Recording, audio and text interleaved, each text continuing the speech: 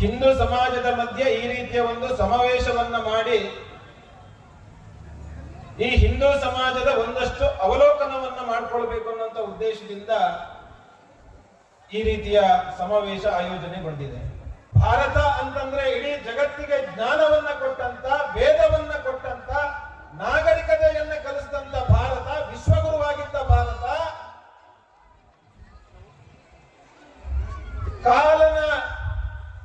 ಕಾಲಿಗೆ ಸಿಕ್ಕಿ ತನ್ನ ಸ್ವತಂತ್ರವನ್ನ ಕಳಿಸ್ಕೊಳ್ತು, ವಿಧರ್ಮೀಯರ ಆಡಳಿತಕ್ಕೆ ಒಳಪಡ್ತು, ವಿಧರ್ಮೀಯರ ದೌರ್ಜನ್ಯಕ್ಕೆ ಒಳಪಡ್ತು.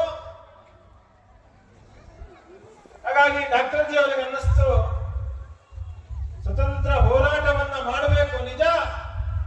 ಬಂದ ಸ್ವತಂತ್ರವನ್ನ ಉಳಿಸ್ಕೊಳ್ಬೇಕು ಅಂದ್ರೆ ಈ ಸಮಾಜ ಸಾಮರ್ಥ್ಯವಂತ ಸಮಾಜ ಆಗಬೇಕು.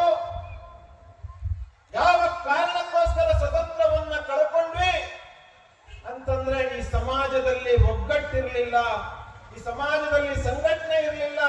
ಹಾಗಾಗಿ ಡಾಕ್ಟರ್ ಜಿ ಅವರು ತೀರ್ಮಾನ ಮಾಡಿದ್ರು, ಈ ಭಾರತದಲ್ಲಿ ನಾನು ಹಿಂದೂ ಸಂಘಟನೆಯನ್ನ ಕಟ್ತೀನಿ. ಹಿಂದೂ ಸಂಘಟಿತನಾದರೆ ಮಾತ್ರ ಈ ಭಾರತ ಸಮರ್ಥವಾಗಿರುತ್ತೆ ಅಂತ ಹೇಳಿ ಡಾಕ್ಟರ್ ಜಿ ಅವರ ಮನಸ್ಸಿಗೆ ಅನಿಸುತ್ತೆ.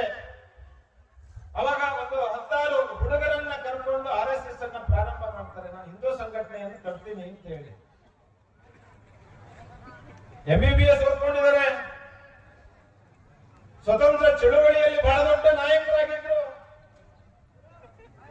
ಅವತ್ತಿನ ಸಂದರ್ಭದಲ್ಲಿ ಹಿಂದುತ್ವ ಅಂತಂದ್ರೆ ಅಪಹಾಸ್ಯ ಮಾಡುವಂತವರೇ ಜಾಸ್ತಿ.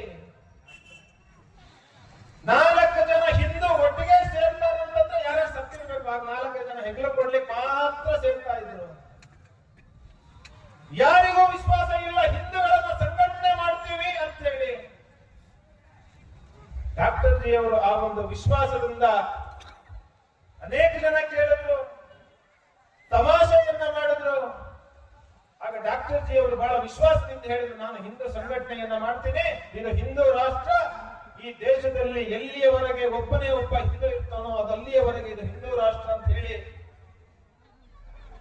ಸಂಘದ ಶಾಖೆಯ ಮುಖಾಂತರ ಸಮಾಜದ ಪರಿವರ್ತನೆ, ಬದಲಾವಣೆ ಆಗ್ಬೇಕು ಅಂತಂದ್ರೆ ವ್ಯಕ್ತಿ ಪರಿವರ್ತನೆ ಆಗಬೇಕು.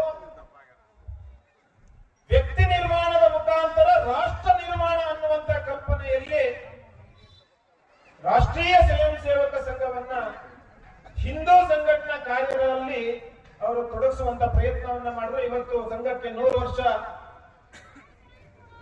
ಇಡೀ ಜಗತ್ತಿನಲ್ಲಿಯೇ